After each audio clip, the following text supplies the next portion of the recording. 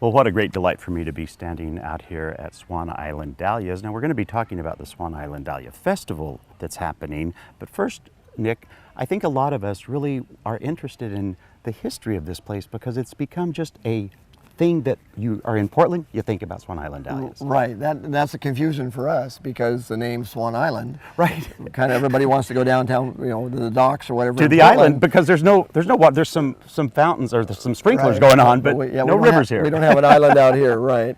And originally the name came from Swan Island actually because in 1927 they started their business in Portland and they grew dahlias in the Selwood area. Wow. And then they had their offices on Swan Island, and I'm not sure if they grew any dahlias out there, but I know their offices were on Swan Island. So that's what they named themselves and became a mail order business from that at that time. Wow. And then this wasn't you and your family that owned it back then. No, it was actually the McCarter family, which was the family my parents ended up purchasing the business from in the 1963. And what did they do before purchasing this? They were actually dairy farmers. Really? And growing dahlias as a hobby. And then the hobby got bigger and the hobby got bigger.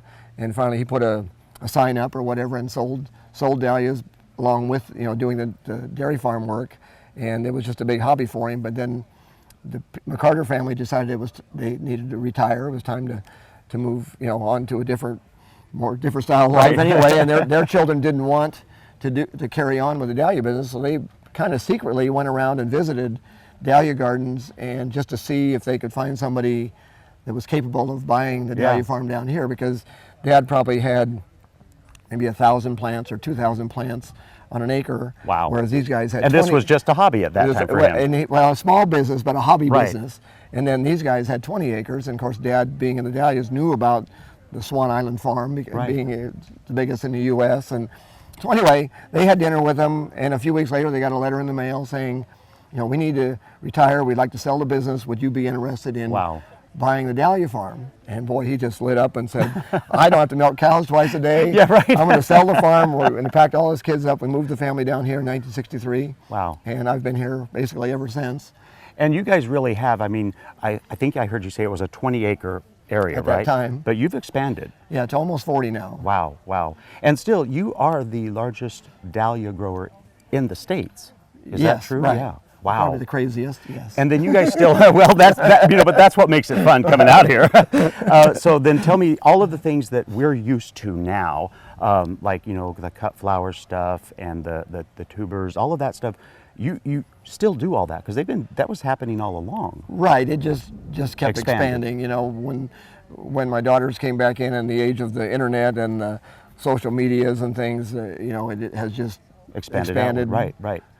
Yeah, and so and you continue to expand because when you come out to the Dahlia Festival this year, you're going to see some super cool changes they made, which we think are just beautiful out here. But let's quickly tell me about the festival this year and what's going on. Well, the festival is only 6 days. It's going to start this weekend. And only Saturday and Sunday? Saturday, Sunday, Monday. Okay. Even though Monday is not a holiday, we run it 3 days, Saturday, Sunday, Monday this weekend, and Saturday, Sunday, Monday, Labor Day weekend. Okay. And so we set it up and then we run it Saturday, Sunday, Monday, then we tear it all down Tuesday, and we reset it again next Friday to start on Saturday. And so there's like 15,000 blooms indoors, all professionally arranged by like 20 florists. We have live music, we have, 8 or 10 food vendors. We do culture talks on how to grow dahlias, how to arrange flowers, how to divide your tubers. And a great gift shop. And a gift shop, and it's all free. Free parking, free festival. Wonderful. You mentioned that it's free, but there's something special that you're going to try to do this year. Tell me about that. Well, this year kind of is an idea of actually Heather, my daughter, that since we don't charge for anything, we thought we'd try to help out the Canby community a little bit.